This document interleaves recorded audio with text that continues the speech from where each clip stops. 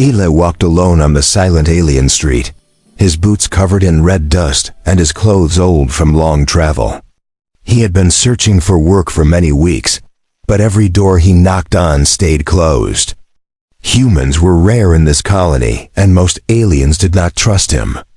But tonight, he had only one last place to try. The house of the alien widow. People warned him again and again, "Do not go near her home. She is dangerous. No one knows what happened to her husband." But Eli had nothing left to lose. So he kept walking. The alien houses around him glowed with soft blue lights, but her house stood in darkness.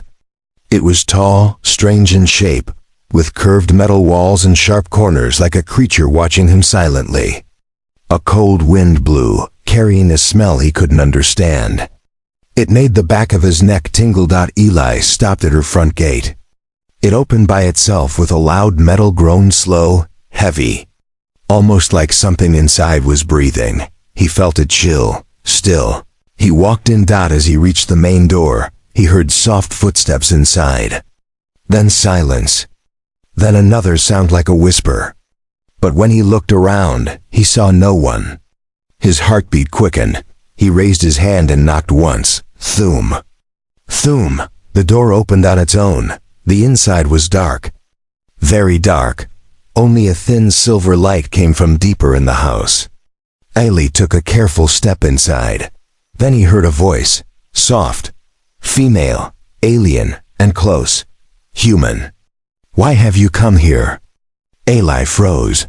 Two glowing blue eyes appeared in the darkness, slowly rising until they were level with his own. A tall alien woman stepped forward. Her skin shimmered faintly like silver dust, and her long hair floated slightly as if there was no gravity around her. She was beautiful, strange, and mysterious all at the same time. Eli cleared his throat. I came looking for work. Any work. I can clean, fix things, carry heavy items. Anything." The alien woman tilted her head slightly, studying him with unreadable eyes. "You are tired," she said softly. "And hungry. And alone." He didn't know what to say. It was true. Before he could respond, something small moved behind her. A tiny shadow. A child-sized figure. It hid behind her legs, peeking at him with wide, scared eyes. Eli blinked. You have a child?" The woman did not answer. She simply stepped aside, letting him see the room full of dim lights and broken furniture. Something had attacked this place in the past. He could see deep claw marks on the walls, but her voice pulled him back. "Why did you come to my door, human?" Eli swallowed. "I heard you needed help. A worker. I just want to earn enough to live." The woman walked closer. Her presence felt heavy but calm, powerful but gentle. She stopped only a few steps away from him. Then she said something he did not expect. "I do not need a worker." Eli felt his stomach drop. Another rejection. But she wasn't finished. She looked at the small shadow, the child, and then at Eli with a strange softness. "I need something else." Eli frowned. What do you mean?" The woman stepped even closer, her glowing eyes locking onto his. "I need a father, not a worker." Eli went still. The silence in the room grew heavy. The child behind her peeked at him again. Clutching her mother's dress tightly, Eli felt his heartbeat echo in his ears. He had come searching for a simple job, but he had walked into something far more complicated and far more dangerous.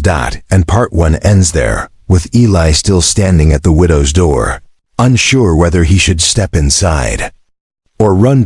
Eli stood frozen at the doorway, the widow's strange words echoing in his mind. "I need a father, not a worker." For a moment he wondered if he had misheard her. He had been tired, hungry, and desperate, but not desperate enough to understand something this strange. Before he could speak, the alien widow turned away and walked deeper inside the house. "Close the door," she said calmly. "Night creatures move freely in this area." Eli obeyed without thinking. The child peeked at him again from behind her mother's flowing dress, her big glowing eyes full of fear and curiosity. She looked no older than 6 human years, small, blue-skinned, and trembling. The widow finally spoke again. "My name is Mela," she said. "This is my daughter Lyra." Eli nodded awkwardly. "I'm Eli." Mela gestured for him to follow. The house inside was far stranger than outside round rooms, moving walls, shifting lights. Some parts looked beautiful, like a palace. Others looked broken and damaged, as if someone had fought here long ago. Mela noticed him staring. "Yes," she said. "There were attacks. It is why I need help." Eli felt a spark of hope. "So you do need a worker?" But Mela stopped walking and turned around sharply. "No," she said firmly. "Workers run away when danger comes. I need someone who will not run." Eli felt confused. "But why a human?" Mela's expression softened slightly. "Because humans are the only ones my enemies fear." That sentence hit Eli harder than he expected.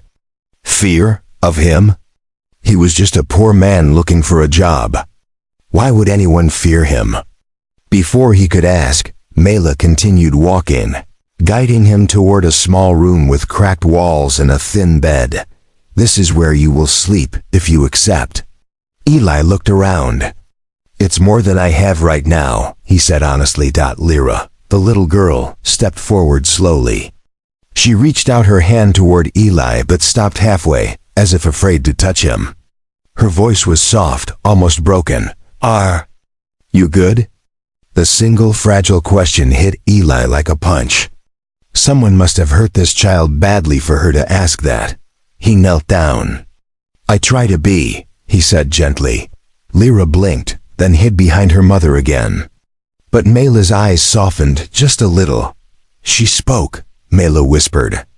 "She has not spoken to anyone in months." Eli stood straight, surprised. "Really?" Mela nodded. "She spoke because she does not fear you. That matters." Silence hung in the room for a moment. Then Mela said quietly, "Eli, I will not lie to you. This is not a normal job. I need someone to help raise Lyra, protect her, guide her." Eli shook his head in disbelief. "I'm not a father. I've never been one." "But you could be," Mela answered softly. "She does not need perfection. She needs safety." Eli hesitated. "Why me? You don't know anything about me."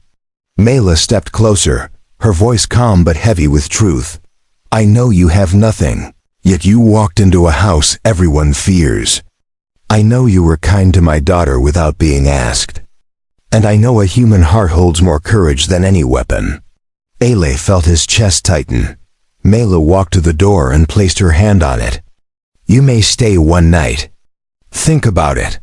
But do not leave the room after midnight." Eli frowned. "Why? There are things in this house," Mela whispered, "that do not like humans." The door closed behind her, leaving Eli alone with his thoughts and with the echo of strange footsteps outside his room. He did not know it yet. But the real test of courage was waiting for him. In the darkness. Eli did not sleep much that night. Mela's warning kept repeating in his head. Do not leave the room after midnight. But around midnight, strange sounds began again, soft tapping on the walls, light footsteps in the hallway, and a low breathing noise that did not sound human at all. Every hair on Eli's body stood up. He sat on the bed, holding the blanket tight, listening. A shadow passed under his door. A whisper followed, but he could not understand it. Finally the noises stopped. He waited. Slowly, morning came. Eli opened the door carefully. The house looked normal again, calm, bright, like nothing strange had happened. He wondered if he had imagined everything, but his question was answered. The moment he stepped into the hallway, a tiny figure stood there. Lyra, the child, staring at him with big, glowing eyes. She held a small wooden toy shaped like a star. But when she saw Eli, her hands shook, and she quickly hid the toy behind her back. Eli crouched down. "Good morning," he said gently. Lyra hesitated, then whispered, "Morning." This time, her voice was a little stronger than last night. Eli smiled. "Your mother said you don't talk much." Lyra looked down. "No talk, because Papa gone." Pain touched her small voice. Eli felt something twist inside his chest. "I'm sorry," he said quietly. She nodded, still looking at the floor. Then she stepped closer. Very slowly. She reached out and lightly touched Eli's hand with one small finger. Her hand was cold, but not in a frightening way. More like someone who had been alone too long. She whispered one word, "Safe?" Eli froze. This little girl, who hadn't spoken for months, was asking him, a stranger, if he was safe. He nodded softly. "Yes, you're safe with me." Lyra blinked, then gave the tiniest smile. It was fragile, but real, before he could ask anything else. Mela appeared from the corner. She watched the small moment between them. Her expression unreadable but softer than before. "She trusts you," Mela said. "That is rare." Eli stood up. "Lyra told me she doesn't talk because her father is gone." Mela lowered her eyes. "Yes, his death was painful. And not honest." Eli frowned. "What do you mean?" Mela avoided the question, turning toward the kitchen instead. "Come, eat something first." But Eli noticed something she didn't want him to notice, claw marks on the wall. Fresh ones. Long, deep, and sharp. The night sounds were no dream. After breakfast, Lyra took Eli's hand again and pulled him toward a small hidden door behind the stairs. "No," Mela said sharply. Lyra froze. Mela stepped between them. "That room stays closed." Eli noticed Lyra's little hands shaking. "She's afraid of something," he said quietly. Mela sighed. "You are right. She is afraid. Because she sees things you do not." Lyra tugged Eli's sleeve gently, whispering, "Monsters." Eli's heart jumped. "Monsters?" Lyra nodded fast, eyes wide in fear. "Come at night, claws, teeth, want mama." "Want me?" Eli's breath caught. The claw marks. The breathing outside his door. The shadow. None of it was imagination. He turned to Mela. "What is attacking you?" Mela hesitated. Her voice was calm but heavy with truth. "My husband," she said quietly, "made enemies before he died. Enemies who believe killing us will remove his stain on their honor." Eli stared at her. "You're telling me someone wants your daughter dead?" Mela met his eyes with steady calm. "Yes, and you brought me here?" "Why?" "Because only humans can face them. Only humans can activate our defense systems. You were not hired to clean this house, Eli." She looked at Lyra, then at him. "You were brought here to protect her." The air went cold. Eli looked at the little girl holding his hand so tightly, whispering, "Safe," again under her breath. Because she wanted him to stay. The weight of his decision suddenly felt real. He had come for a job. He had found a family in danger. And now he had a choice, to walk away or to step into a fight that could cost him everything. Eli spent the whole day thinking about Mela's words, replaying them again and again. You were brought here to protect her. It didn't feel real. He had no weapons, no training, no special skills. He was just a tired human looking for work. But every time he looked at little Lyra, her small shaking hands, her wide glowing eyes, he felt something heavy inside him. A feeling he had not felt in years. Responsibility. As evening arrived, the house grew strangely quiet. The blue lights dimmed on their own, and the air became colder. Mela closed all the windows one by one. She secured strange locks on the doors, each one glowing with alien symbols. Ayla watched her. You do this every night? Yes, Mela said. They always come after dark. Lyra clung to Ayla's shirt, refusing to leave his side. She whispered, Stay. Please. Eli gently touched her head. "I'm here." But his voice didn't feel confident. Before the sun fully set, Mela guided them into the living room, the safest room in the house. Its walls were thicker, and Eli noticed small metal plates hidden under the furniture. "Those are shields," Mela explained. "But they only activate with a human touch." Eli frowned. "So your enemies really fear humans?" Mela nodded slowly. "Yes, you humans are unpredictable, brave, your minds do not break easily. That makes you dangerous to them." Eli didn't feel dangerous, but he nodded anyway. Night fell, the house creaked.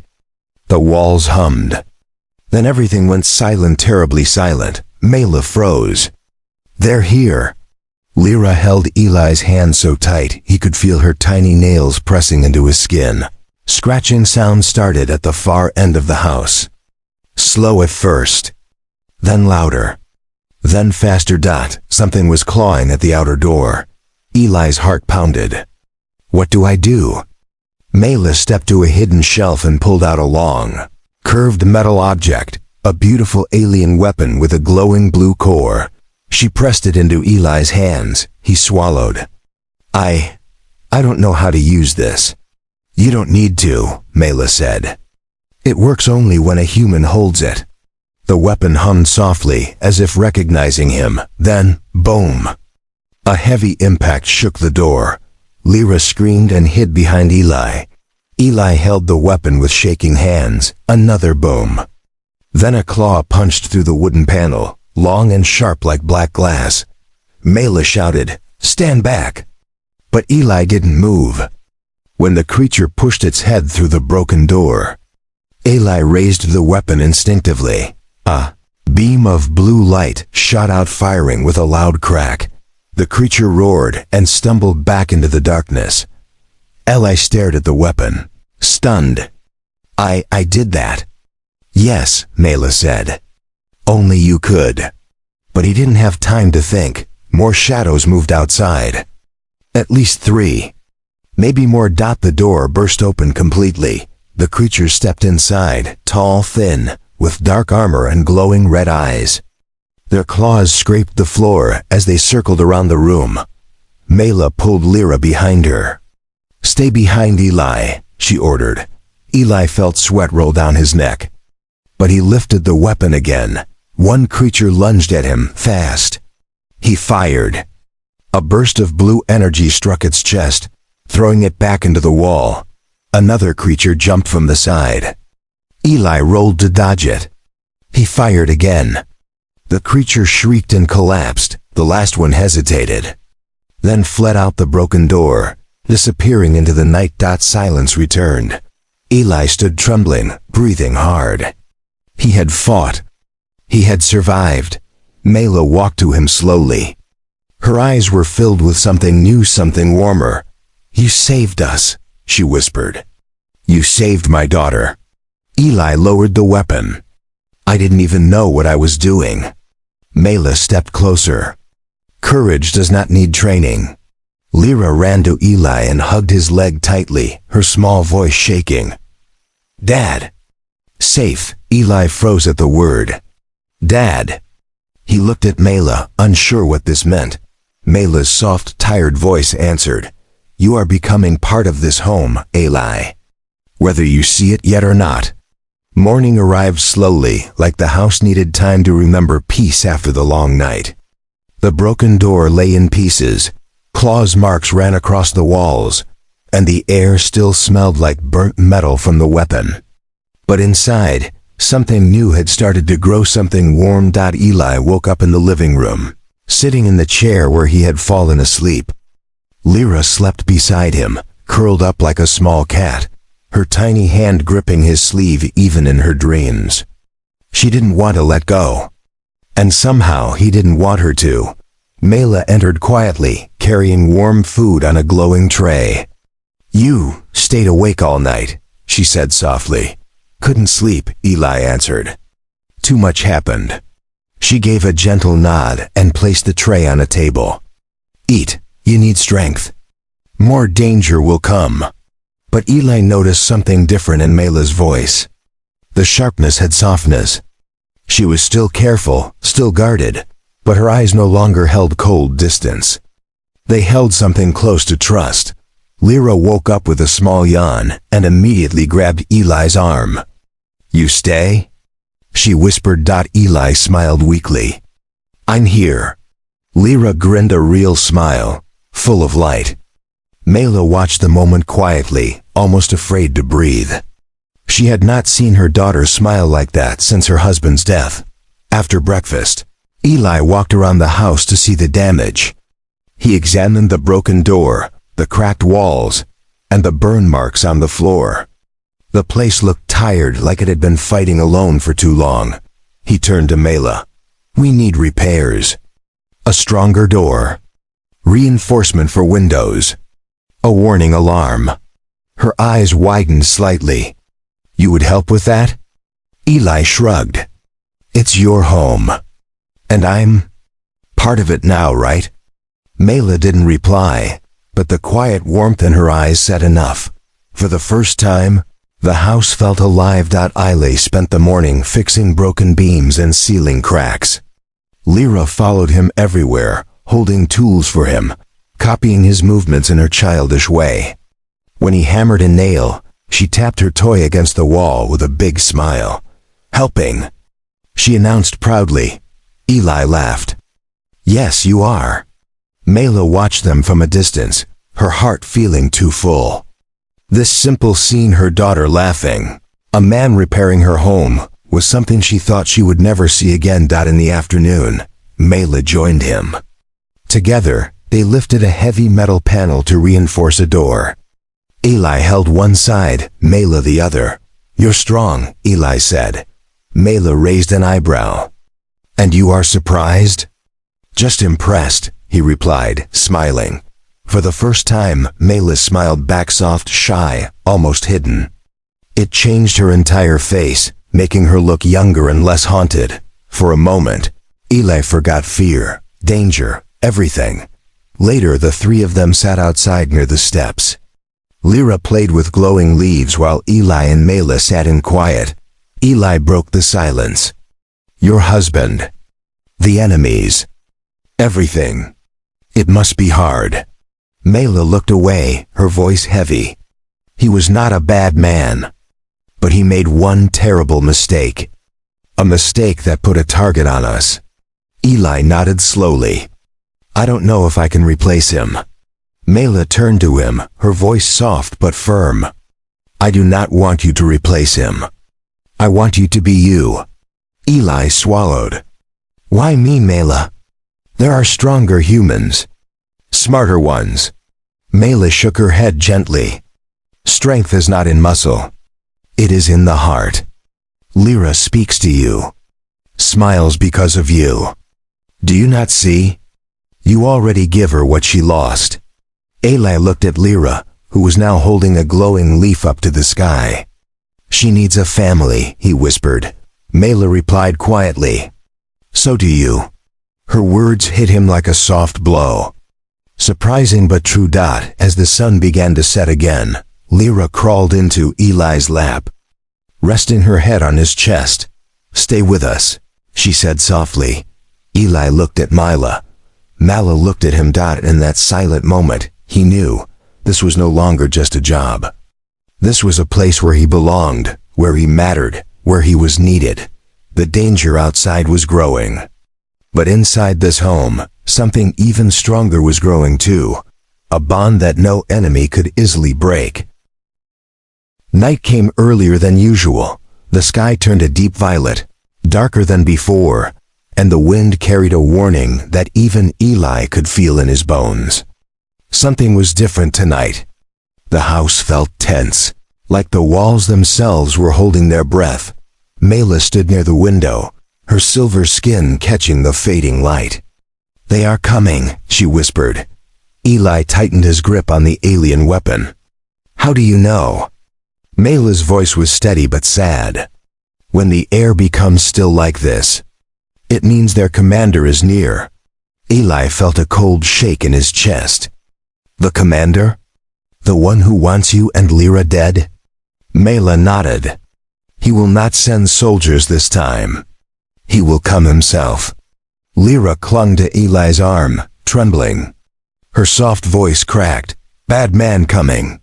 Eli knelt and placed a hand on her cheek. I won't let anything happen to you. I promise. Lyra nodded, trying to be brave, pressing her forehead gently to his. Mela watched them, her eyes warming even through fear. They prepared the house together. Eli blocked doors with heavy metal panels. Mela activated the hidden shield systems, which glowed bright blue when Eli touched them. Lyra helped carry small tools, her tiny face serious and determined. Finally, Mela placed her hand on Eli's chest lightly. You do not have to stay. Once the battle starts, you may die. Eli held her gaze. I'm not running. Mela took a long breath. I do not understand humans. Eli smiled a little. Most humans don't understand humans. But Mela wasn't smiling. Her voice was soft and honest. You came with nothing. But you gave us everything. Eli swallowed thickly. Then I'll give a little more. The attack began with a low rumble, like thunder rolling underground. The walls vibrated. The air grew colder, then boom. A shockwave hit the front door, bending the reinforced metal inward. Lyra screamed and hid behind the sofa. Mela pulled her close, shielding her with her own body. Eli stood in front of them, weapon ready, his legs shaking but firm. Another boom. Then a deep, powerful voice echoed through the house. Mela, come outside. End this. Eli felt his heart freeze. The voice wasn't loud. It was calm. Too calm. The kind of calm that comes from someone who had never lost a fight. Mela's skin turned pale. That is him. Commander Rex. Eli aimed the weapon at the door. He's not getting inside. But the commander didn't need the door. The wall to their right cracked. A sharp, glowing blade sliced through it. Then a tall figure stepped in, armor black as shadow, eyes burning red, claws glowing with energy. Commander Rex. He looked directly at Lyra, ignoring Eli completely. Child, he said coldly. Your father betrayed my clan. You will carry his punishment. Lyra shook violently and hid behind Eli again. Rex tilted his head. A human shield? How amusing. Eli gritted his teeth. You want them, you go through me. Rex smiled a terrible sharp smile. Very well. He lunged. Eli fired the weapon. A bright blue beam hitting Rex in the chest, but the commander didn't fall. He staggered back, surprised but not injured. That tickled, Rex growled. Eli cried out, Eli, run! But he didn't. He stepped in front of Mela and Lyra, firing again and again, pushing Rex back step by step. Every shot shook the walls. Rex roared in frustration and slammed Eli with one massive claw. Eli crashed into the wall, pain exploding through his ribs. Mela screamed his name. Lyra began to cry.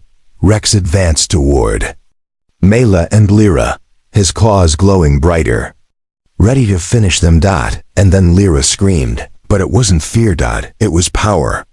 A bright wave of blue light burst from her small body, blasting outward like a shockwave. The house shook. Every light flickered. Rex was thrown across the room like a ragdoll, smashing into the far wall. The entire world went silent. Eli lay on the ground, blinking through pain, staring at Lyra in shock. Mela whispered. Trembling, she awakened. Her true power. Lyra ran to Eli, tears in her glowing eyes. Dad, don't go. Eli exhaled, weak but alive. I'm not going anywhere. But the fight wasn't over. Rex was rising again, angry, injured, and more dangerous than ever. The final battle was about to begin. Rex rose slowly from the crushed wall, dust falling from his armor. His red eyes burned brighter than before, full of hatred and humiliation. No one had ever thrown him like that, especially not a child. You dare? Rex growled, his voice shaking the air. Mela grabbed Lyra and stepped back, but Lyra broke free and ran toward Eli, whose breath was still uneven from the commander's strike. Eli tried to stand. Pain shot through his ribs, but he refused to fall again. Not today. Not in front of them. Rex pointed his glowing claw at Lyra. That power is forbidden. She must die. Eli stepped between them, holding the weapon weakly but firmly. You're not touching her. Rex laughed, a deep, cruel sound. You human? You can barely breathe. Eli wiped blood from his mouth. Yeah. But I'm still standing. Rex lunged again, faster than before. Eli fired the weapon, barely blocking the attack. The beam hit Rex's arm, slowing him, but not enough. Rex slammed Eli again, this time sending him sliding across the floor. But Eli didn't let go of the weapon. He gripped it tighter. Mela's voice cracked. Eli, please don't die. Not for us. Eli coughed, forcing a smile. Too late for that. I already made my choice. Rex approached slowly, savoring each step. This ends now. Then Lyra stepped in front of Ailey, her tiny body shaking. Her little hands glowing blue. Stay away. She whispered. Rex paused, confused. You would stand alone? But she wasn't alone. Eli pushed himself up and placed a hand on her shoulder. Mela stepped behind them, her arms around both. A family broken, scared, but standing together. Rex roared and charged. Lyra screamed again, but this time the power didn't explode wildly. This time it flowed controlled, focused through her hands, through Eli's touch, and through Mela's embrace. A massive wave of blue energy surged outward, not wild, not chaotic, but strong, and full of love. Rex was hit by the blast head-on. His armor cracked. His claws shuddered. He flew backward, smashing through the outer wall and crashing into the ground outside. Silence. Dust settled around the broken wall. The commander did not rise again. Eli fell to his knees, gasping. Mela knelt beside him, her hands trembling as she checked his wounds. You saved us, she whispered, tears in her silver eyes. Eli gave a weak grin. No, we saved us. Lyra hugged him tightly, burying her face in his chest. Dad, safe. Safe now.